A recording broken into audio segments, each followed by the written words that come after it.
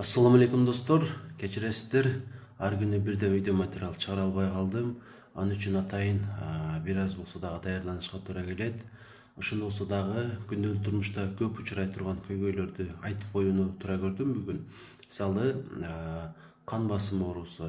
Эгер сиздин кан басымыңыз жогору экендиги дарыгер тарабынан тастыкталган болсо, 140тан жогору чыкса, анда сизге кайсы бир кан басымды түшүрчү дары сунушталат. Жана муну сиз такай ичип жүрөсүз. Бир жума ичкенден кийин, 10 күн ичкенден кийин нормага түшүп калсаңыз дагы муну токтотууга болбойт. Бир күн дагы калтырбаңыз. Калтырыңыз келсе, дарыгерге барып, учурап, текшерилип, андан кийин балким дарыгер сизге ушуну токтотушту айтар. Бирок өз алдыңызча муну токтотууга болбойт. Ушундай кылчу болсоңуз, кескин түрдө кан басымыңыз жогорулап кетип, жада калса инсультка жеткирип коюшу мүмкүн. Ошондуктан ушул эрежени эч качан унутпаңыз. Анан дагы грыжасы бар бейтаптар өтө көп бүгүнкү күндө. Ар ким ар кандайча дарыланып жүрөт. Сиздерге сунушум, эч качан массажга барбаңыздар. Барсаңыздар дагы желкени, колдорду, буттарды массаж кылдырсаңыздар болот. Бирок грыжа болгон жериңизди массаж кылдырбайсыз. Бул пайдадан көрө көбүрөөк зыянын тийгизет. Бул тастыкталган маалымат эң күчтүү неврологдун сунушу.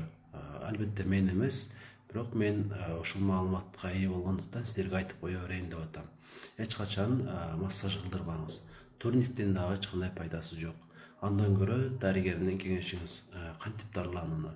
Анан дагы көпчүлүк ата-энелер балдары ыйлак болсо эле, 1 жашка чейин албетте, паникага түшөт, эмне кылышын билбей неврологко барса, көп учурда диакарп деген дарыны сунушташат.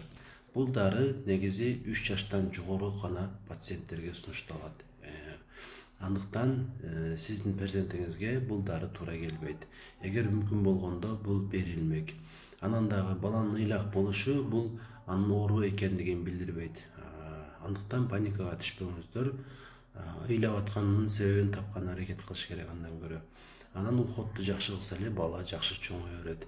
Диакарптын кереги жок. Болгону башынын өлчөмүн текшерип туруш керек болот. Нормадан ашыкча болсо, ошондо кыжыгатчылыкка себеп бар. Болбосо ойлонбой эле койсоңуз дагы болот.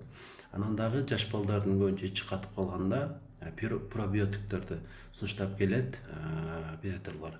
Бирок бул дары-дармектердин дагы чындыгында акыркы маалыматтарга ылайык пайдалуу экендигине эч кандай далил жок. Андыктан ушул нерселерди дагы бергенден алыс эле болсок жакшы. Андан көрө табигый ошол тамактануу режимин туура келе турган өзүнүн жашынан дагы мүмкүн болушунча ишти жумшарта турган азыктарды берген аракет кылыш керек. Ошондо көйгөй бир топ чечилет.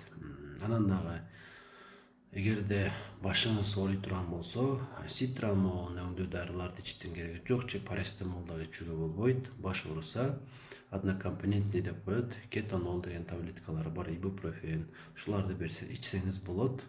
Ошондо дагы өтө катуу ооруса. Болбосо, ичпей эле койсоңуз дагы болот, чыдай турган болсоңуз. Өтө катуу ооруса. Анан дарынын күчтүүлүк тарабы деген мындай белги жок. Бардык эле дары бирдей эле деңгээлде. Болгону кайсы нерсеге таасир этет, ошондой эле жатат маселе. Андыктан башыңыз ооруса, кетонол ичсеңиз болот, ибупрофен ичсеңиз дагы боло берет. Анан дагы дене табыңыз 38,5-дан ашмай сайын парастемол ичпей эле коюңуз. 38 болсо деле чыдап коюу жетиштүү болот. Анткени организм микроб менен өзү күрөшүп жатат. Бүгүнчө ушул эле маалыматтарды берип турайын. Буюрса дагы тез күндө сиздерге керектүү болгон маалыматтарды жеткирген аракет кылам. Эгерде сизде ушул өйдө